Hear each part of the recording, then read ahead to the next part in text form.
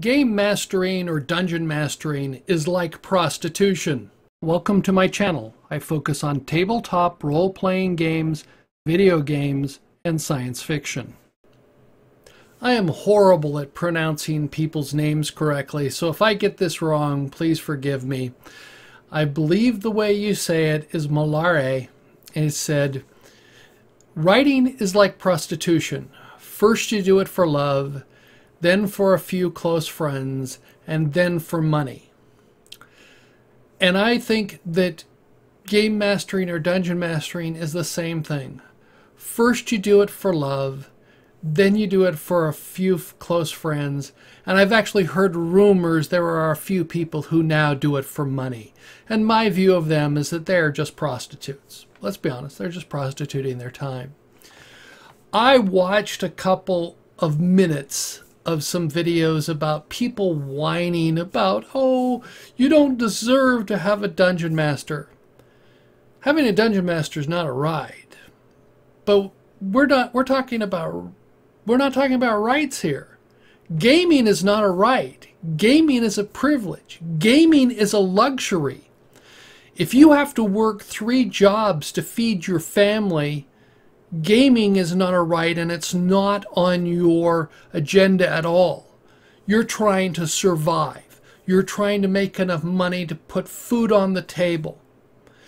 And you don't have enough time in life to spend time gaming for most people if they're working multiple jobs just to make ends meet.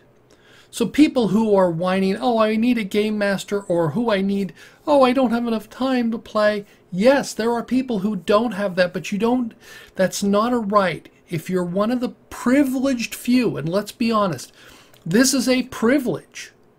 This is a luxury of gaming. So it's not a right. And what happens is that this whole thing about you don't deserve a game master. No, nobody deserves a game master. Nobody deserves owning a role-playing game. It's a privilege. It's a luxury that you earn if you've got a good job. So I have a very good job. I love my job. I love what I do. But for the past couple of days, I've been working on a software release, getting everything done. This is long hours. I've spent, I've been on I had an 8-hour phone conversation, a webcon, which is there. So once in a while, I have to spend a lot of time dealing with a lot of people to get everything right so we can get it out there.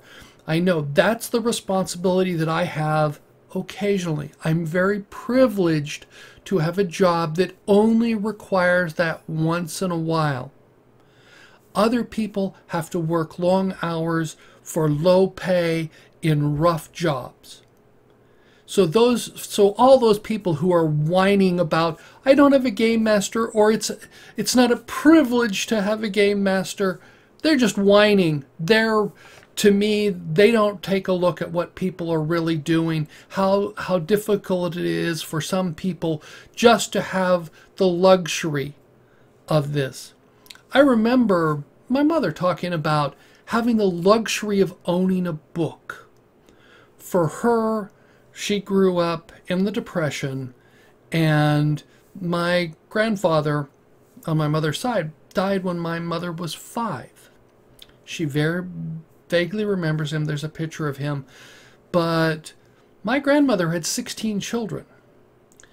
And feeding 16 children during the Depression, you didn't have money for luxury like books.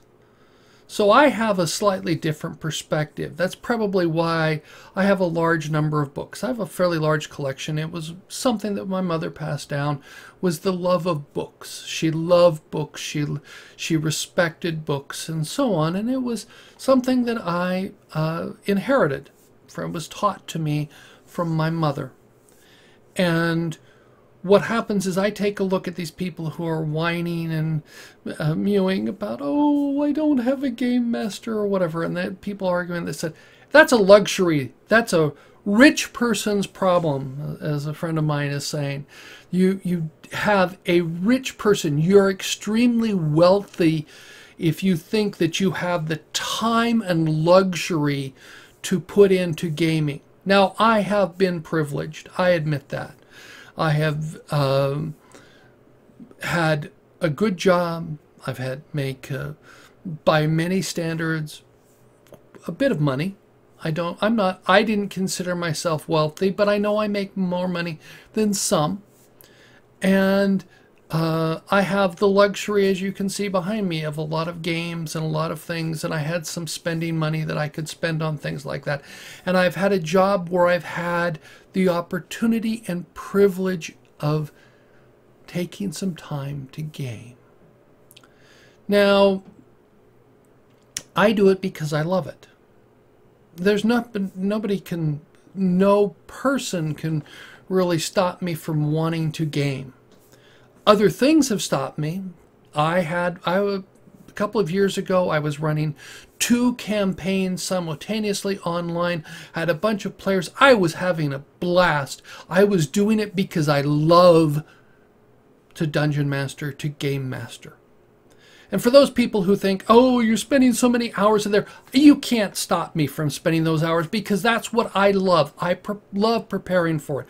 When the players take the path that I think that they will, I enjoy that. But if they turn and go in a different path, which I've seen, I know some of the players have seen me, okay, I was hoping they would go this way. But that was just my hope. But it's a challenge in a different way. So even though I spent maybe 12 hours preparing for some way that the players are going to go, and they don't go that way, I go, okay, fine. I take the longer view. I've prepared all that. That's money in the bank for me, that I can pull out those things sometime in the future when I game. So yes, I prepared all that stuff and I've done that. That's what I enjoy. That's why I love the game. And I see these people whining, oh, you don't deserve a game master. They're just whining. They don't love the game.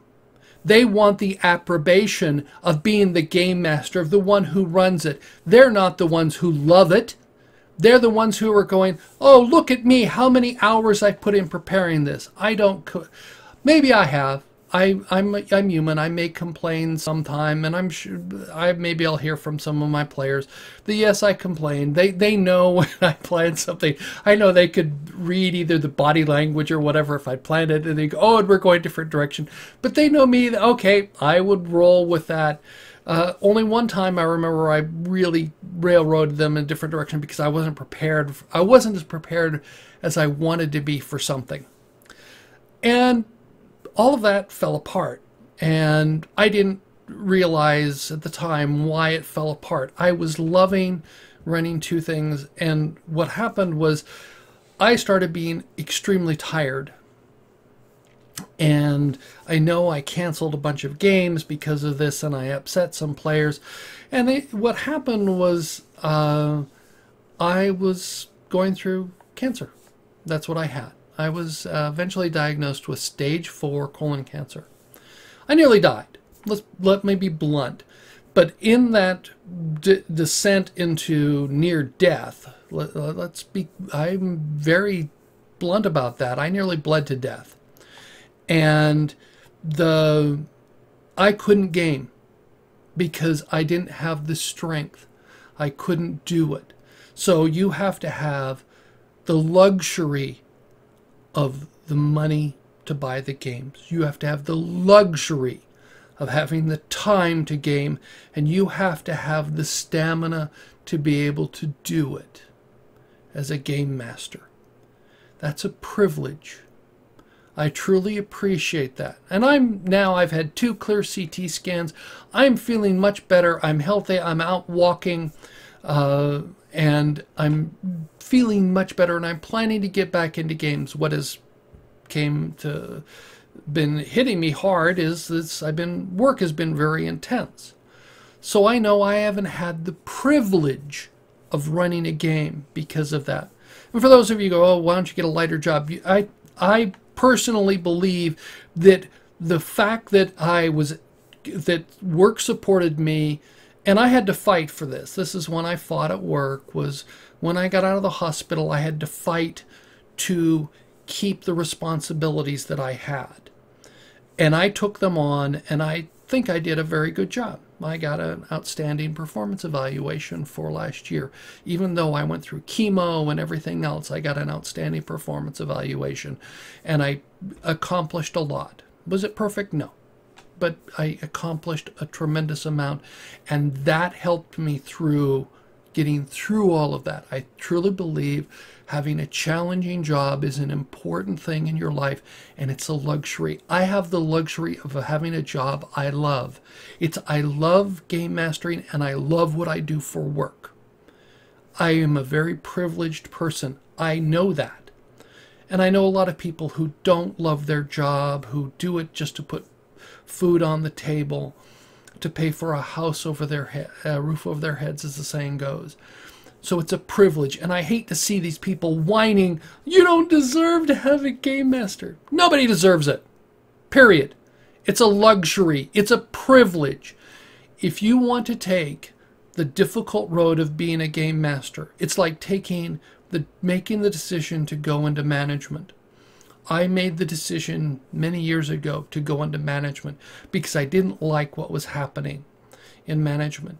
And I knew that it was there, and I knew from my military background, when they tell you, when you become a sergeant, you're in a situation, particularly if you're in combat arms, they tell you you're in a situation where you could make life and death situations. You could choose who lives and who dies, because you may have to choose who will do the holding action while everybody else gets out. That's the truth of the military, and you have to respect that military. It's the can-do attitude, but you have to realize that that's why they tell you that as a sergeant, you can't be friends with your people who don't go down that path, who decide not to. And I know that was there. When I decided to go into management and software, the decision, I know other guys. I remember a friend of mine he was a friend of mine. I worked with him, and he started working for me. He became one of my reports. And he says, you put on the suit and deal with the other suits. I don't want to do that. He says he had actually done that at another place, and he says he hated it, didn't like that. And management isn't for everyone, and being a game master isn't for everyone. It's a challenging job, but it has a lot of internal benefits. If you enjoy that, no one will stop you from doing it. You may have a hard time finding a group because of your personality or whatever, but if you love game mastering, dungeon mastering, you will do it, period. If you don't, you will whine about it. And that's the problem I have with these people. They whine about, oh, you don't deserve a game master. To me, I'm not going to use expletives because I could, because I think they're just whining. They want more approbation. They want more people to pat them on the back and say, oh, that was a great session. No, for me, I do it because I enjoy it. I love the game. Or at worst case, if I'm not feeling better, as the phrase goes, I do it because I love it, and then I will do it for close friends, because they want it, that they enjoy it. I don't think well, okay, let's be honest. Perfectly honest here. And then do it for money. Have I done it for money? Yes. And let me explain the situation. This is many years ago, I was working with a science fiction convention, a local science fiction convention in Salt Lake.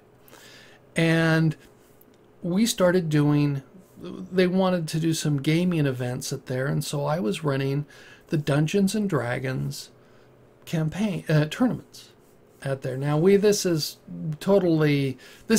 od&d or first edition, and so we're way back there. There wasn't as much organized, and we were running wild and loose on the rules, and this was not sponsored by anything of TSR or later Wizards of the Coast. We were running completely by ourselves, not any real organization. But what happened was we were charging $2 for a person to, as a player, or $10 for a team of 6 to be in the dungeon. So we were charging money for that. The money we collected, I actually forked out and bought trophies. We had trophies for who would win for first and second place. And what happened was I had to train a whole bunch of dungeon masters to run the adventure that the players were in there. And the money that we accumulated, I bought pizza for all the DMs after it was done. And I think there was like 10 or 12 bucks when after buying pizza and the trophies, and I pocketed the 10 or 12 bucks. I know it was less than 20 bucks. So have I done it? Have I done game mastering for money? Yeah, but that was a hoot because I was running all these things. I don't know how else we would have done it. We couldn't have bought trophies. We couldn't have bought pizza for the players unless I'd charged the players to play. And we had a lot of players going through that. I mean, there were a lot of adventures, and it was a lot of fun, and I enjoyed that. But that was for money. But it's a really, okay. So, yes, it's like prostitution. Did I do it for money? Yes, I've done it for money. Actually, I don't know. Yeah, I didn't actually Dungeon Master. I sort of arranged it. I was the pimp, shall we say. So what happens, I arranged all the games and so on and ran it. It was there. So I've done it. And what happens is those were very specific situations. So yes, I have done it for money, and that's perfectly honest. And I can justify it in my mind because I was getting the same adventure. I wrote up the adventure, published it, and we had, because you have to give it to all the DMs, and you have to walk through them, and they have to have the same notes and everything. So you're trying to judge who does the best, and that was a lot of fun in that environment, and I can justify it in my own mind why I did that for money. But the most people who do it for money, just to do it for money, not in a campaign setting, not where you're doing that. And I do it sort of altruistic argument because I was, I wanted to buy trophies for people, and I did. I bought trophies for people who won the game, who completed the adventure the fastest, and got them out with the most treasure. There were a whole bunch of rules we'd written up, not like the campaigns that you run today, which are much more organized, much more methodical. This is much more freewheeling many years ago. So have I done it for money? Yes. So I've been a prostitute for game mastering, but it's been many years since I've done that. But I love game mastering, and I love playing with players who love the game.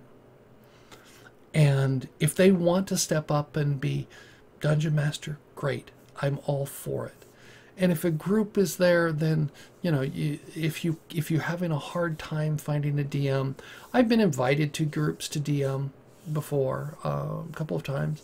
And I come in, and sometimes I succeed, and sometimes I don't, and I don't deal with, it all depends upon finding the right group, and that's the group dynamic that you have to go with and find it. But does everybody deserve a dungeon master? No, it's a privilege, and I feel really sad for those people who don't have the time or the money or the strength to do that, because it does take some strength, and I really learned a lesson about that you have to be strong enough to be able to handle the games. I remember as a young man doing 12-hour sessions, and it's been a while since I've done anything that long. I was actually tired when I was doing the 3-hour sessions when we were gaming online, but that may have been because I was bleeding out internally. Microscopic bleeding out because of the cancer, and I was getting weaker and weaker. So I don't know, but 3 hours is to me is a long time. I mean, I had an 8-hour phone call on Friday, which was driving me absolutely batty. I was just antsy because it was just going on so long, and I don't think I could do an 8-hour gaming session anymore. I'm getting older and crotchety, I guess is the phrase. But it's I remember fondly those really, really long gaming sessions and so on. So you have to have the strength. But if you do that, that's because you love the game, that you love the challenge, love coming up with the puzzles, love designing the levels, love presenting it to characters. That's what you want. Is you want a dungeon master who loves the game, who loves the challenge of that. If you can find someone like that, stick with them, you know, until life situations change. But I find all these people whining, you don't deserve a game master. People, we want a game master. You know, it's understandable. It's wanting to have someone who enjoys the game to run the game. So, like I said, this, I'm not even labeling this as a video response to others, because I don't think those people who are whining you don't deserve a game master don't deserve any views. I'll be blunt. I find those people to be very arrogant and want approbation, people patting them on the back. Oh, you were such a wonderful DM. They don't do it because they love the game. If you love the game, you're going to do it. You're going to be a game master, period. That's my rant. I'd love to hear your comments. This will be an interesting one to see what kind of comments I get from this one. So, thank you for watching my video. I look forward to learning what you think about this video. Let me know in the comments below. If you like the video, press the thumbs up button. You can subscribe by clicking the link in the lower left. If you are interested, there are links to more content.